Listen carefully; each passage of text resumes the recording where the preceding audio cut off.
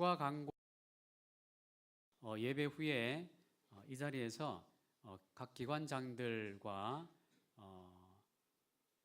또 부서장들께서는 좀 남아주시면 저희가 좀 처리해야 될 것들이 있어가지고 잠시 회의를 하겠습니다. 예배 후에 잠깐만 남아주시면 감사하겠습니다. 자, 오늘은 은혜와 진리의 예수님에 대해서 말씀을 나누게 됩니다. 지난주에 생명을 주시는 예수님, 그리고 그 살아있음 가운데 더 풍성하게 누리도록 하시는 그 은혜를 목양관계 속에서 살펴봤습니다. 생명을 주시고 또 풍성한 은혜를 누리게 하시는 부분에서 핵심적으로 빠질 수 없는 부분이 이 은혜와 진리라는 것인데요. 오늘 말씀을 보시면 요한의 고백으로 이렇게 고백되어집니다. 말씀이 육신이 되어 우리 가운데 거하심에. 그러니까 사도 요한, 그러니까 예수님께 가장 큰 사랑을 받았던 애 제자로 기록이 되어 있죠. 늘 예수님 곁에서 식사할 때도 예수님 품에 이렇게 기대서 유대인들의 식사의 습관은 그 풍습이 식탁을 펼쳐놓고 이렇게 기대 앉아서 식사를 하는, 그리고 손으로 이렇게 식사를 하는데 항상 예수님 옆에 요한이, 제자 요한이 앉아서 식사를 할 정도로 가장 가까이에서 예수님의 가장 각별한 사랑을 받았던 이 요한의 눈으로 예수님을 보니, 우리 예수님은 말씀이 육신이 되신 분이구나. 그러니까 여러분, 베드로는 예수님을 향해서 뭐라고 신앙 고백을 했습니까?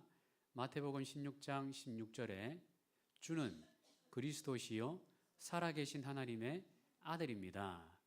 이렇게 고백을 했죠.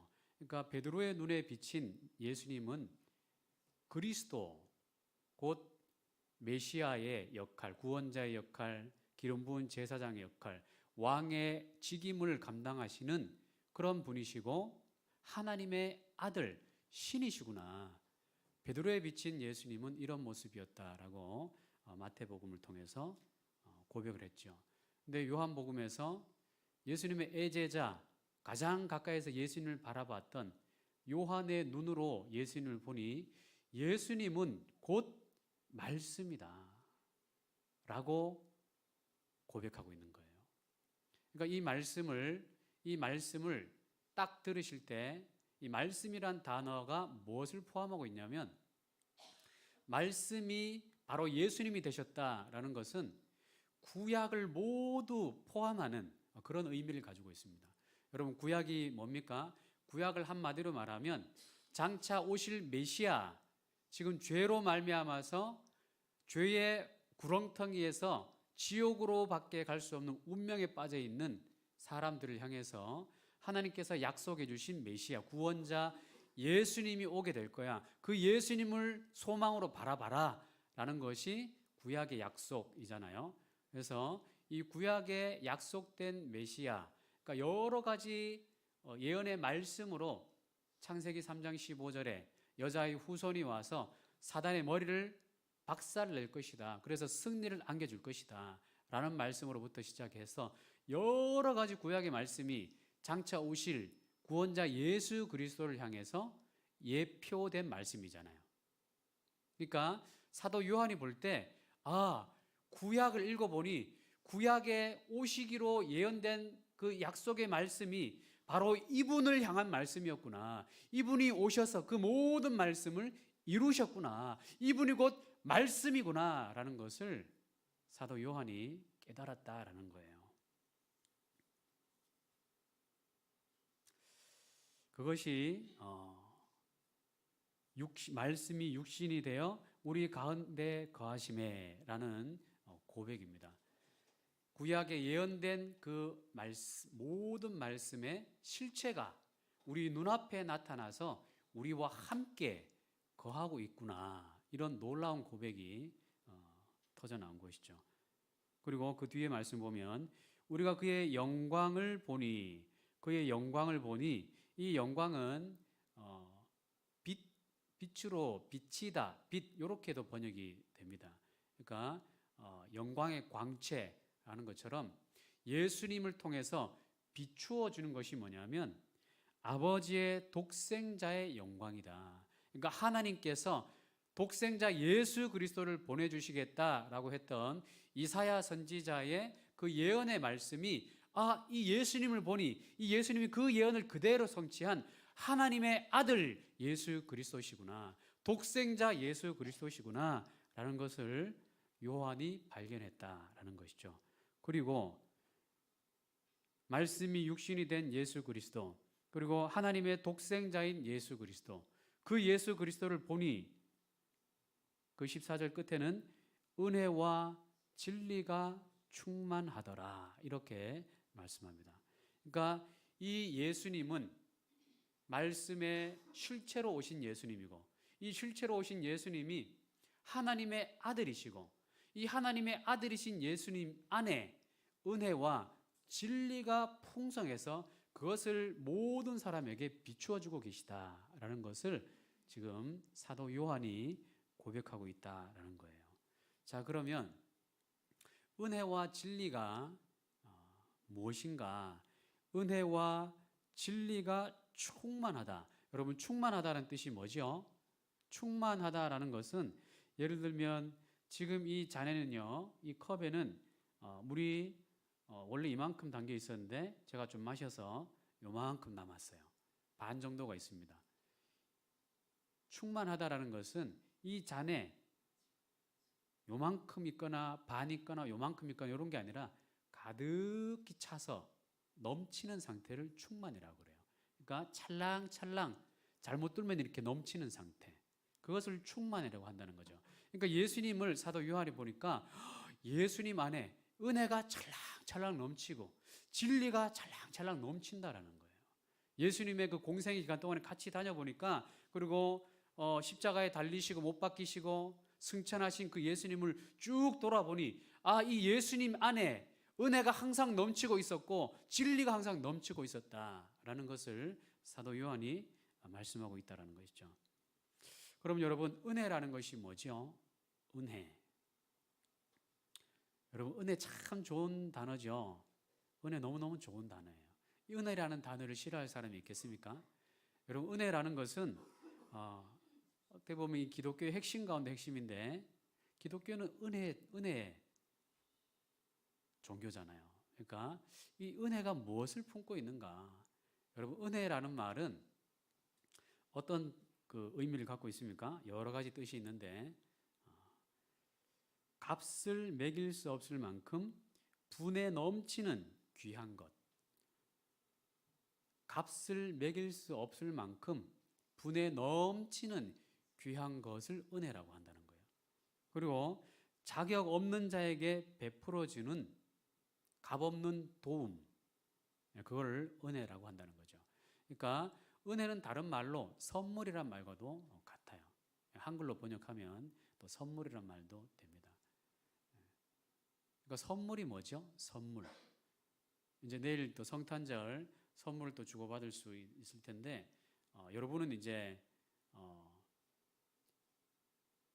순수한 어린 시절을 다 지나서 성탄절날 선물하는 그런 건 안 하시는지 모르겠는데, 우리 학생들은 크리스마스가 되면 가슴이 설레게 뭘 준비해요? 절친에게 이 선물을 줘야 되겠다. 선물을 준비하고 크리스마스 카드를 딱 준비하고, 지난주에 우리 막내가, 다솜이가 크리스마스 카드를 딱 들고 왔더라고요. 그래서 제가 너무 기뻐가지고, 우리 막내딸이 벌써 아빠한테 이렇게 크리스마스 카드를 가지고 오는구나 하면서 제가 그걸 딱 열어봤어요. 근데 아빠에게가 아니고 현우에게, 1학년 지금 반 친구인데 현우에게 우리 사이좋게 지내자, 뭐 이렇게 크리스마스 잘 보내, 이렇게 딱 썼단 말이에요.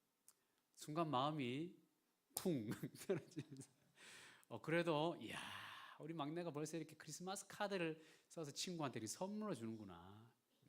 여러분, 선물이란 건 그냥 값없이 받는 거죠. 대가 없이 받는 거예요. 선물을 예를 들어서 아주 그냥 밍크 목도리를 남편이 딱 사가지고 와서 여보 이거 당신 선물이야, 크리스마스 선물이야 하고 딱 내밀었는데 그 아내분이 부인께서 오 여보 이거 너무 좋은데? 와 나한테 이거 딱 필요했던 건 너무 고마워. 근데 그 순간 남편이 15만 원이야. 특별히 당신에게는 내가 사랑하는 사람이니까 20만 원에 받을게. 뭐 이렇게 덤탱이를 또 씌웠다. 선물에 대한 값어치를 요구했다. 그럼 여러분 그거는 선물이 더 이상 아닌 거죠. 선물은 값어치를 주고 받는 게 아니에요. 값없이 받는 거. 그게 선물이죠. 그러니까 예수님 안에 은혜가 넘쳤다라는 것은, 선물이 넘쳤다라는 것은 어떤 의미가 있을까요? 우리에게 가장 필요한 선물, 우리에게 가장 필요한 선물인데 우리가 가진 자원, 우리가 가진 어떤 도덕성, 우리가 가지고 있는 어떤 윤리성, 우리가 가지고 있던 어떤 지혜, 우리가 가진 모든 인간의 모든 물질들을 다 모아도 결코 살 수 없는 게 있어요. 그게 뭐죠? 생명. 생명. 여러분, 성경이 규정하는 사람의 운명은 무엇입니까? 한 번 죽는 것은 사람에게 정하신 것이요. 죽음 후에는 뭐가 있어요? 심판이 있다. 그 심판에는 딱 두 가지가 있죠. 천국과 지옥. 예수님을 믿는 사람은 천국 심판을 받게 되고, 예수님을 믿지 않는 사람은 지옥 심판을 받아서 천국과 지옥으로 딱 갈라지는 게 사람이 처한 운명입니다. 그래서 사람이 처한 운명이 살아생전에 딱 결정이 되는데, 살아생전에 천국과 지옥을 알게 되어서 하나님 나는 꼭 천국 가고 싶습니다. 이 지옥에 가서 영원한 멸망을 당하고 싶지 않습니다. 천국의 영원한 생명을 내가 갖고 싶습니다. 라는 마음을 가지고 이 영원한 생명을 어떻게 가질 수 있을까요? 내가 돈을 많이 모으겠습니다. 억만금을 모아서 이 생명을 사보겠습니다. 여러분 그 생명 억만금으로 살 수 있습니까? 살 수 없는 거예요. 하나님 내가 선한 일을 많이 해서 많은 사람들을 돕고 고아와 과부들을 돕고 많은 선한 일을 해서 내가 이 선한 일을 쌓아 올려서 하나님 앞에 좀 긍휼함을 받아서 이 영원한 생명을 받겠습니다 해서 선행을 이만큼 쌓아서 하나님 앞에 갔어요. 선행 마일리지를 쌓아가지고 갔어요. 천국 갈 수 있습니까? 없어요. 하나님 내 안에 죄가 있으니까 내 죄를 좀 탕감하기 위해서 내가 고행을 하겠습니다. 금식하겠습니다. 이렇게 몸을 막 꼬집겠습니다. 막 이렇게 힘든 포즈를 하면서 고행을 해서 극한의 고통 속에서 내 죄를 바라보며 하나님 앞에 속죄하는 마음으로 살겠습니다. 그리고 이 속죄가 다 찼을 때 하나님 앞에 천국을 구하겠습니다. 라고 했을 때 여러분 이게 가능할까요? 성경은 예수 그리스도 외에는 아버지 하나님 앞에 갈 길이 없다라고 말씀하셨어요. 그러니까 우리 인간편에서는 우리가 돈을 많이 벌어서 생명을 얻을 수 있으면 얼마나 좋을까. 우리가 선행을 많이 해서 혹은 고행을 해서 다른 무엇을 해서 공부를 많이 해서 어떤 걸 많이 해서 우리가 할 수 있는 걸 많이 해서 이 지옥 가지 않고 천국 갈 수 있는 생명을 살 수 있으면 얼마나 좋을까. 사람들은 그런 생각을 많이 하면서 살죠. 그러나 성경은 사람 안에 선한 것이 아무것도 없어서 사람은 결코 그 스스로의 힘으로는 이 죄의 운명, 죄의 이 지옥의 심판의 운명을 돌이킬 수 없다라고 말씀하시는 거예요. 그러니까 이 운명 앞에서 우리가 할 수 있는 일은 뭡니까? 우리가 할 수 있는 일은 아무것도 없어요. 사람이 천국 가기 위해서 여러분이 만약에 천국 가기 위해서 할 수 있는 일이, 여러분 만약에 지금 성도가 안 되었다라고, 죄송합니다, 가정해 볼게요. 여러분 천국 그 티켓을 잠시만 반납하세요. 지금 저한테 무슨 2단인가 3단인가 지금. 그냥 예를 들면 여러분이 지금 예수님 모르는 분들이라고 생각하시고 운명이 사형수인 거예요. 사형수. 성경을 읽다 보니까 사람들이 옛날에 그 아담과 하와라는 사람이 하나님 앞에 범죄해서 그 아담과 하와의 모든 자손들이 후손들이 그 죄의 대물림을 받아가지고 원죄를 타고 나가지고 다 지옥 갈 수밖에 없는 운명을 타고났다라는 걸 알게 됐어요. 나는 지옥 가기 싫은데, 나는 천국 가고 싶은데 어떻게 해야 되지? 한숨 막 궁리를 한다고 생각해 봅시다. 어떤 궁리를 할 수 있을까요? 제가 앞에서 말씀드린 한 3가지 정도로 다 압축이 됩니다. 도, 공, 제라는 건데요. 도를 닦고 길을 찾는 거죠. 모든 종교에 도, 공, 제가 다 있습니다. 공을 드린다는 거예요. 이렇게 정화수를 떠놓고 공을 지성을 드리죠. 인간의 영혼은 본능적으로 자신이 지옥 간다라는 걸 알아요. 본능적으로 알아요. 그래서 이 본능적인 두려움에 쌓여있기 때문에 이 두려움을 이기기 위해서 제사라는 행위를 하게 되어 있어요. 그래서 모든 종교에는 이 도공제가 다 있습니다. 그런데 아무리 이 도공제를 많이 쌓아도 사람이 하는 활동이나 그 모든 것을 가지고 아무리 노력을 해도 하나님의 수준에, 하나님이 원하시는 기준에 닿을 수가 없는 거예요. 우리가 하나님 앞에 범죄한 거기 때문에 하나님은 무한하신 하나님이시기 때문에 무한하신 하나님 앞에 지은 죄값은 무한대의 죄값이거든요. 그래서 유한자인 사람, 피조물, 유한자인 사람이 아무리 돈을 많이 모아도 그거는 한계가 있죠. 아무리 선행을 많이 해도 한계가 있죠. 아무리 돌을 많이 쌓아도 한계가 있을 수밖에 없어요. 성경의 기준에 도달할 수가 없습니다. 천국에 갈 수가 없는 거예요. 참 비극적이죠. 우리 인간의 운명은 이렇게 비극적입니다. 우리가 아무리 노력을 해도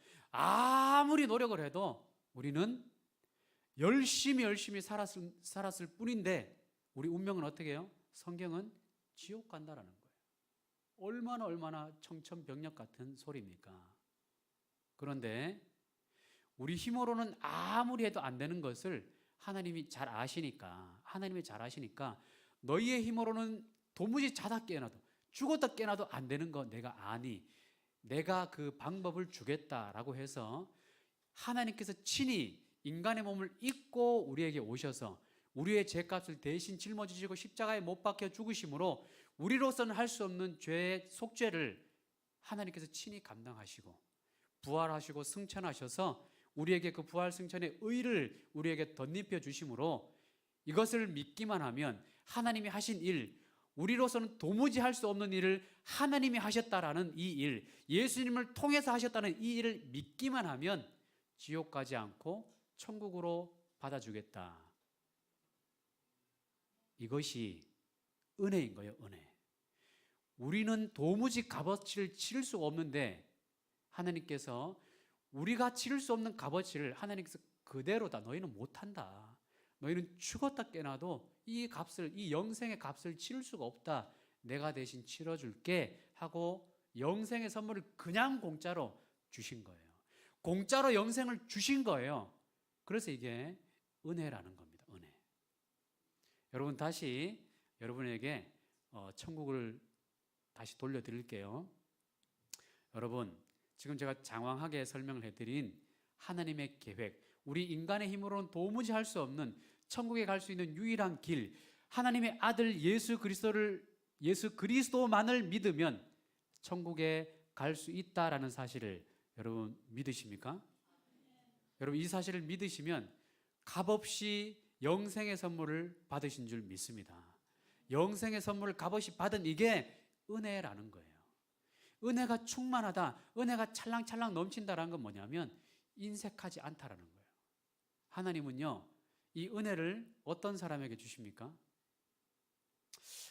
저 사람은 보니까 그래도 좀 이 타락한 죄인들 가운데 그래도 열심히 살려고, 선하게 살려고 노력을 하는구나.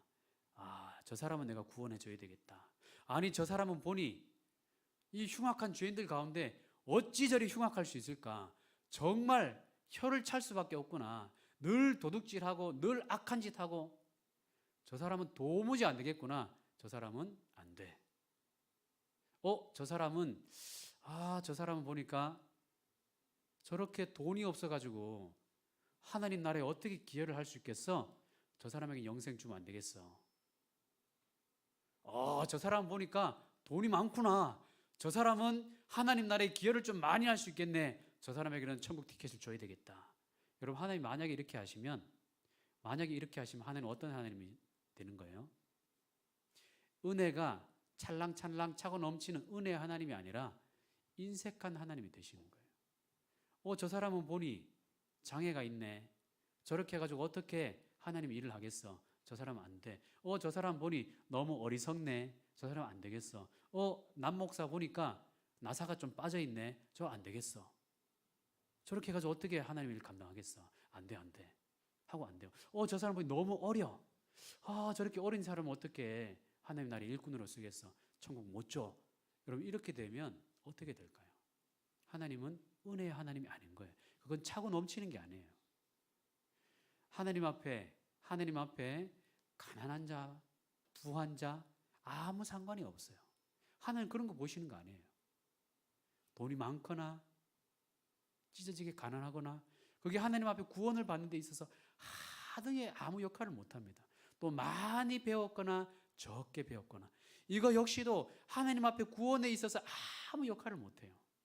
건강하거나 건강하지 못하거나 장애가 있거나 또 아주 큰 육체적인 힘이 있거나 이조차도 하나님 앞에 구원을 받는 데는 아무런 역할을 하지 못하는 거예요. 나이가 많거나 나이가 적거나 나이가 적어서 너무 어려서 복음에 대해서 판단을 할 수 있을지 없을지도 모르는 나이, 혹은 나이가 너무너무 많아가지고 이제 기억이 오락가락, 판단이 오락가락하는 그런 게 있다 할지라도 하나님은 그걸 보지 않으세요. 아무런 차별이 없어요. 이 구원, 영생에 있어서는 아무런 차별이 없는 거예요. 그 누구든지 하나님 앞에 나와서 나 좀 살려주세요. 나는 소망이 없습니다. 나 좀 구원해 주세요. 라고 예수님의 손만 붙들기만 하면 하나님께서 그 영생의 선물을 값없이 그냥 주시는 것, 이게 은혜가 충만하더라, 은혜가 넘친다라는 말씀인 거예요. 여러분, 이 은혜가 넘치는 예수님 때문에 저와 여러분이 지금 이렇게 하나님을 예배하고 있는 줄 믿습니다. 은혜가 넘치지 않았다면, 은혜가 충만하지 않았다면 여러분은 모르겠지만 저 같은 사람이 어떻게 구원을 받을 수가 있습니까? 저 같은 죄인이, 저 같은 사람이 어찌 하나님의 이 막중한 사명을 감당할 수 있습니까? 여러분은 어떻습니까? 여러분은 하나님의 이 어마어마한 은혜를 받을 수 있는 자격이 있으십니까? 우리 가운데 과연 그런 자격이 있는 분이 몇이나 될까요? 하나님 앞에 손 얹고, 가슴에 손 얹고 이렇게 나아가면 하나님 앞에 고개를 들 사람이 우리 가운데 누가 있겠습니까? 우리 속을 들여다보면 온갖 악한 것과 온갖 탐욕과 미움과 질투와 정욕과 음욕과 이런 것이 우리 안에 뱀처럼 또아를 트고 있어가지고 다른 사람을 정죄하기 바쁘고, 그게 우리잖아요. 우리 구원받아도 이렇잖아요. 구원받기 전에는 더하고, 그나마 구원받았으면 이제 이런 우리 모습을 바라보며, 죄된 우리 모습을 바라보며 아파하면서 하나님, 내 모습이 이렇게 악합니다. 그래서 은혜가 필요하고 하나님의 은혜가 더 많이 필요합니다. 라고 성도는 이렇게 성화되는 과정이죠. 그 누구도 하나님의 이런 은혜를 받을 자격이 있는 사람은 없어요. 그런데 하나님께서 넘치는 은혜로 그 누구도 차별하지 않고 믿음으로 하나님 앞에 나아오기만 하면 영생의 선물을 아낌없이 주신다라는 얘기예요. 우리는 이미 이 아낌없는 선물을 받았습니다. 이 아낌없는 선물을 주시기 위해서 성탄에 예수께서 오신 것이죠. 여러분, 손을 이렇게 한번 들어보세요. 은혜를 이렇게 많이 받을 수 있도록 손을 이렇게 그릇처럼 탁 만들어 보세요. 여러분, 이 그릇 같은 여러분의 심령 가운데 예수님께서 영생의 어마어마한 선물을 부어 주셨어요. 여러분, 이거 담겨 있죠. 이제 이것을 어떻게 해야 됩니까? 나도 받았을 뿐만 아니라 내 사랑하는 가족에게도 나누어주고, 내 이웃들에게도 나누어주고, 내 직장 동료들에게도 예수님이 은혜가 충만하신 것처럼 우리도 충만한 은혜로 직장 동료들에게, 내 가족들에게, 사랑하는 이웃들에게 자꾸만 흘려 보내줘야 되는 거예요. 그래서 여러분, 오늘 집에 돌아가시면서 가족들에게, 이웃들에게 메리 크리스마스 하고 인사를 하시는 이 자체 하나가 큰 은혜가 넘치는 전도가 될 줄 믿습니다. 또한 진리가 충만하다라는 말씀을 하고 있어요. 여러분, 진리라는 게 뭡니까? 진리는 인생의 등불과 같아요. 그리고 등대와 같은 것이라서 칠흑 같은 어둠에서 빛을 비추어주는 역할을 하는 거예요. 세상 사람들은 이 빛을 모르기 때문에 어디로 가야 하는지, 어디로 가야 영생의 참된 길로 가야 하는지 몰라요. 그래서 이 길이 참된 영생의 길이다, 이 길이 천국 가는 길이다 하고 나름대로 종교를 만들고 우상을 만들고 학문을 만들고 도덕을 쌓고 선행을 쌓고 이렇게 나름대로 막 이렇게 가고 있어요. 그런데 그 모든 길이 칠흑 같은 어둠에서 나름대로 더듬으면서 찾은 그 길이 결국에는 다 지옥으로 밖에 갈 수 없는 어둠이다라는 것이죠. 진리라는 것은 이 어두운 가운데서 서치라이트, 망망대해에 찬란한 빛을 쫙 비추는 것처럼, 서치라이트처럼 천국은 이 길로 가야 돼, 예수 그리스도로 가야 돼 라고 알려주는 역할을 해요. 그런데 예수님이 친히 진리다라고 했으니까 그럼 이게 어떤 의미인가? 예수님께 나아가야 아까 말씀드린 영생을 얻죠. 영생을 얻어야, 지난주 제가 그런 말씀 드렸죠. 살아도 산 것이 아닌 인생이 불신자들의 인생이라고 했잖아요. 살아도 산 것이 아닌 인생. 열심히 분주하게 살고 있지만 살아있는 인생이 아니라고 했잖아요. 그런데 예수님 안에 오면 이제 영생을 만났고, 영생을 만났으면 이제는 정말 살아있는 인생, 참된 인생을 살게 하시는데, 그 살아있는 인생, 영생의 삶, 그게 무엇이죠? 예수님 믿고 천국 가면 그게 자동적으로 오는 건가요? 그렇지가 않아요. 천국의 영생은 우리 자동적으로 예수를 믿으면 우리에게 확보가 되어 있습니다. 그런데 하나님을 모르면 그 영생이란 게 어떤 건지 몰라요. 영생이 여러분 뭡니까? 영생, 영원한 생명, 그건 그냥 말 뜻이죠. 영원한 생명은 천국에서 누리는 영원한 생명, 그건 그냥 피상적인 말 뜻이에요. 그 원래 의미는 요한복음 17장 3절에 나와 있죠. 영생은 유일하신 참 하나님과 그가 보내신 자 예수 그리스도를 아는 것, 이게 영생이라고 예수님 말씀하세요. 그러니까 영생은 단순히 천국에 들어가는 이걸 영생이라 한 게 아니라 천국에 들어가서 하나님을 알고 예수 그리스도를 아는 것, 아는 것이 포인트라는 얘기예요. 그러니까 아는 것이라 치면 천국 가서부터 시작이 될 수도 있지만 이미 우리가 예수를 믿는 순간부터 그게 시작되는 거예요. 어디에서? 예수님이 알려주신 이 말씀 안에서. 말씀을 통해서 하나님을 알게 되니까, 말씀을 통해서 예수 그리스도를 알게 되니까, 그 진리를 우리가 알게 되니까 그 영생의 맛을 우리가 누리게 된다라는 것이죠.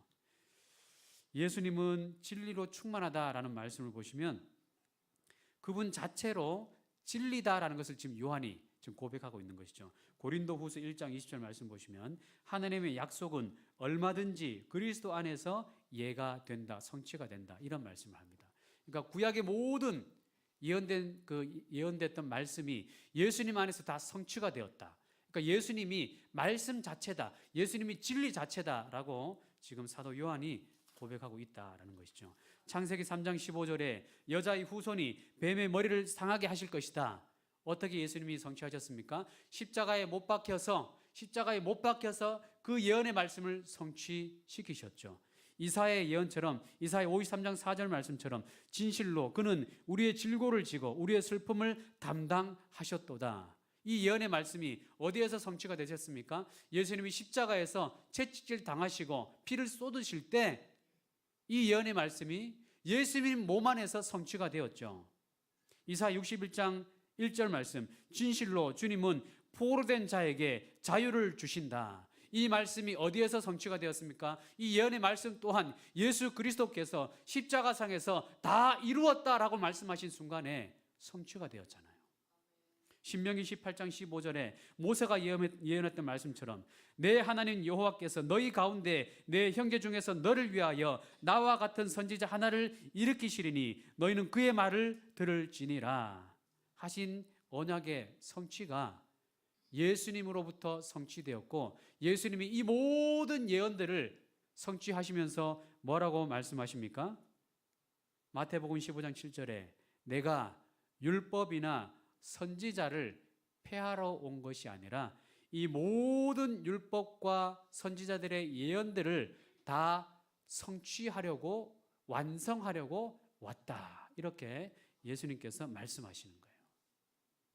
예수님 자체가 진리인 거예요. 진리.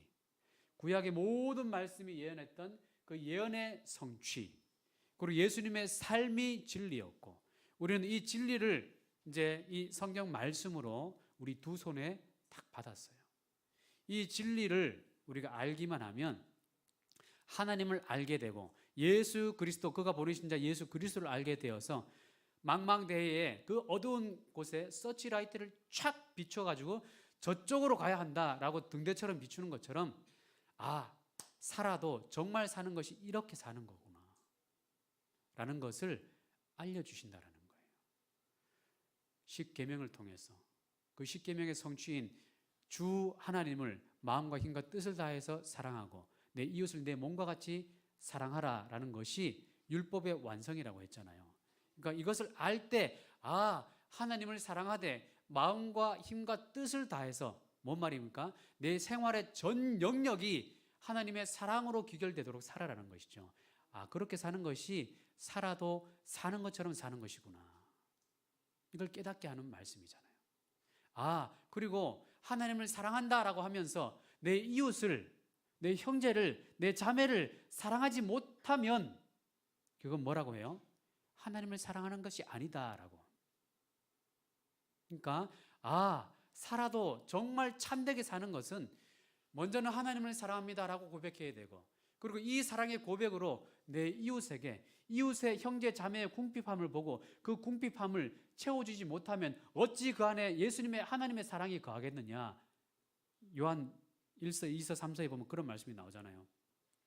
형제 사랑을 보고 물질적인 어떤 공급으로 그 사랑을 연결시켜요. 영적인 것을 물질적인 것으로 연결시킨다고요. 하나님과의 영적인 교제, 영적인 사랑이 성도들 앞에 교회로 나타나고 지체로 나타날 때는 물론 영적인 것도 공급하고 축복하고 할 수 있지만 물질적인 걸로 나타나요. 물질적인 것으로 안 나타나면 그건 절반이에요, 절반. 물질적인 것으로 완성이 되는 거예요. 형제의 궁핍함을 보고 그걸 채워주는 사랑이 진정한 사랑이라는 얘기예요. 힘들죠? 어렵죠? 제가 기도하겠습니다. 기도 물론 귀합니다. 그러나 그 형제의 궁핍함을 보고 그 궁핍함을 채워줄 수 있는 헌금을 하는 거잖아요. 구제를 하는 거잖아요. 실제로 그런 사람들을 돕기 위해 지난주 우리 바자회 했는 것도 그런 거 아니에요? 우리 3층에 가보면 겨울에는 너무 추워요. 그리고 이 3층에 유초동 부실에는 그 가스 히터, 저 사무실에 있는 저 히터가 돼 있는데 그 몇 주 전에 우리 강릉의 고등학생들 그 가스 질식사고해서 죽었잖아요. 몇 명이. 그러니까 저기서 이렇게 나오는 연소가스가 일산화탄소가 나오거든요. 그러니까 몇 주 전에 저기 저 뒤에 있는 저 열풍기, 돈풍기라고 하나요? 저것도 가스 점검에 나와가지고 불합격 맞았어요. 왜 불합격 맞았냐면 저 연통이 이렇게 빠져 있었거든요. 왜 빠져 있었을까요? 저 연통을 꼽아 놓으면 저 연통을 통해서, 연통으로 이제 열기가 빠져나가니까 열기를 이 안에 많이 공급하려고 저걸 빼놨었던 거거든요. 그런데 그 열기와 함께 뭐가 같이 나와요? 일산화탄소가 나오는 거예요. 그러니까 여러분 우리는 잠시 예배 드리고 나가니까 아무 뭐 상관이 없을지 상관이 있을지 모르겠는데 오랜 시간 우리 밀폐시켜 놓고 저거 계속 켜놓으면 질식하는 거예요. 그러니까 우리 아이들이 있는 방에 저 일산화탄소가 나오는 저 따뜻하긴 해요. 켜놓으면. 그런데 마음이 좀 아픈 거죠. 그래서 우리 아이들 좀 더 깨끗한 환경에서 예배 드릴 수 있도록 해줘야 되겠다. 우리 성도들 좀 더 깨끗한 환경에서 말씀 훈련 받을 수 있도록 해줘야 되겠다. 그래서 사랑의 바자회를 그래서 했던 거잖아요. 그러니까 그런 것을 할 때 하나님을 사랑하노라 하는 사람은 그런 일이 딱 닥치면 그 사랑이 물질로 흘러나오게 되어 있어요. 내가 하나님을 사랑하는 마음을 형제들에게 우리 다음 세대들에게 베풀어야 되겠다. 그래서 우리 성도들이 얼마나 막 눈물겹도록 막 이렇게 헌물하시고 이게 뭐죠? 이렇게 물품들 가져오시고 헌금도 하시고 우리 세 가족 중에 어느 분은 당장 가가지고 온 여러 전자상가 돌아다니시면서 바로 그냥 사 오셨어요 지금. 그리고 뭐가 더 필요하냐고. 뭐예요? 사랑이 넘치는 거죠. 사랑이 넘치는 거죠. 그러니까 살아도 산 것은 이렇게 사는 거예요. 살아도 성도도 이 천국의 티켓을 받아도 산 것 같지 않은 인생들이 있습니다. 아주 인색한 인생. 구원받기 전에 철저한 자기중심적인 왜곡된 자기 사랑에 빠져서 나만 중요하고 하나님을 예배하되 그 하나님을 온전히 예배하는 것이 아니라 나의 자기중심적인 이 이기적인 욕심을 채우기 위해서 하나님을 이용하는 신앙. 왜곡된 기복주의 신앙이라 그러죠. 그건 하나님의 참된 신앙이 아니에요. 그런 성도들이 얼마나 많습니까? 그런 성도들은 펼칠 수가 없는 거예요. 하나님을 사랑한다는 것도 결국에 뭐예요? 하나님을 온전히 사랑하는 고백이 아니라 나를 사랑하기 때문에 하나님은 좀 이용당해 주셔야 되겠습니다 라고 이용하는 거잖아요. 그러니까 어찌 이웃을 향해서 내 손이 풀리겠어요? 열어지겠어요? 내 지갑이 열리겠어요? 안 되는 거예요.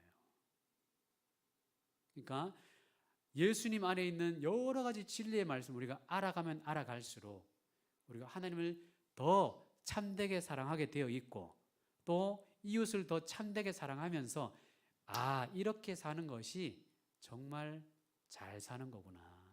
정말 제대로 사는 거구나 라는 것을 알아가게 된다는 얘기예요. 여러분 어느 우리 불신자들 한번 예를 들어볼까요? 꿈을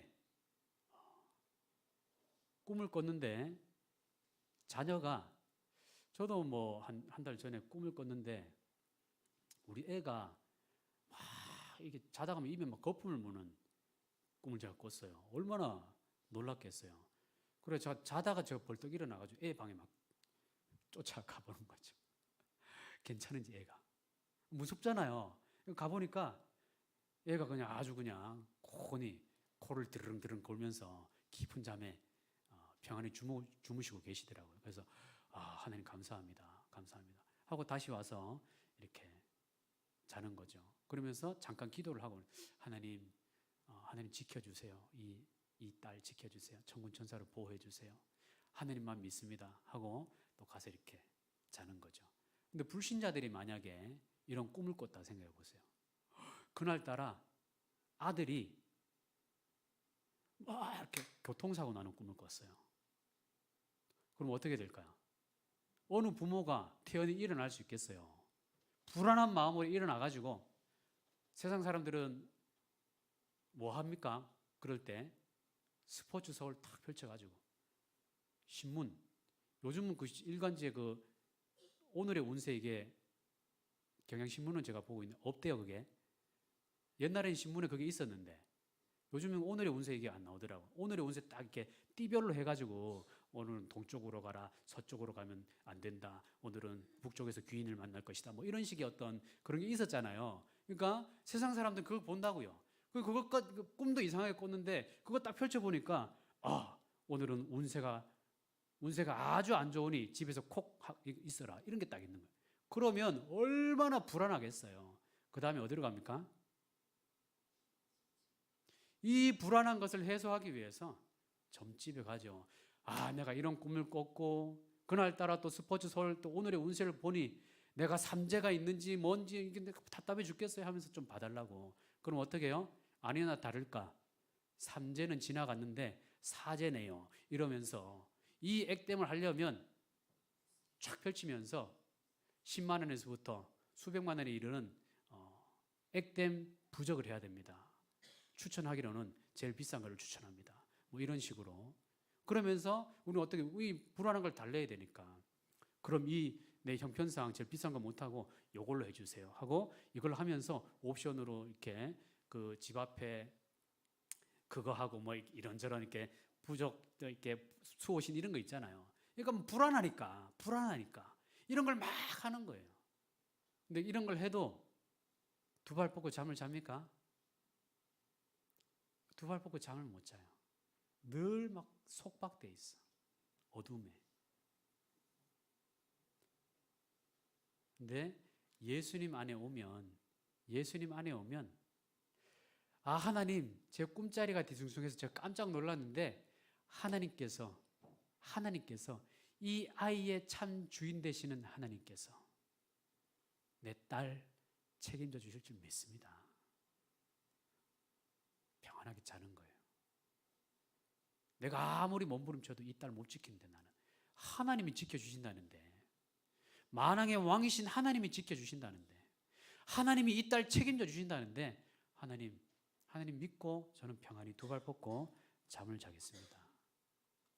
예수님 안에 오면 이런 자유함이 생긴다는 거예요. 진리를 알지니 진리가 너희를 자유롭게 하리라. 아멘. 예수님 안에서 은혜의 풍성함, 진리의 풍성함, 자유의 풍성함을 여러분은 누리고 계십니까? 여러분 혹시 어떤 것에 지금 눌려있지 않습니까? 어떤 염려에 노이로제에 걸려있지 않습니까? 예수님을 참되게 믿는 성도는요, 이런 염려와 근심, 세상 사람들하고 똑같이 당하긴 해요. 그런데 이 당한 것을 세상 사람들과 똑같이 처리하지 않습니다. 똑같이 막 스포츠서울 찾아보고 오늘의 운세를 찾아보고 점집에 찾아보고 이렇게 할 필요가 없어요. 믿는 사람들은. 왜요? 우리의 가장 든든한 백, 우리의 가장 든든한 하나님이 계시니까 그분에게 맡겨드리기만 하면 우리는 자유케 할 수가 있다라는 얘기예요. 예수님 안에 이런 은혜가 있다라는 겁니다. 진리를 알면 알수록 우리는 속박에서 벗어나서 이런 게 필요가 없고 부적이나 이런 게 필요가 없고 하나님을 잘 믿고 말씀을 사랑하고 하나님을 사랑하고 이웃을 사랑하고 교회를 사랑하는 삶을 살면 이게 자유롭게 행복하게 사는 삶이구나를 알게 된다라는 얘기예요. 바라기는 여러분 이제 내일 모레 성탄절인데 예수님께서 이 땅에 오신 이유가 우리에게 생명을 주시고 이 생명을 풍성하게 누리게 하실 뿐만 아니라 이 풍성하게 누릴 때 은혜와 진리 안에서 그 누구에게도 차별 없이 모든 사모하는 심령을 채워주시는 하나님의 그 은혜가 여러분들에게 차고 넘치시고 그 진리가 차고 넘쳐서 참된 자유로운 인생, 하나님 안에서 자유로운 인생, 그리고 진리 안에서 은혜의 고공행진을 하시는 여러분의 복된 인생들이 다 되시기를 주님의 이름으로 축복합니다. 아멘. 우리 이 시간에 한번 말씀 붙들고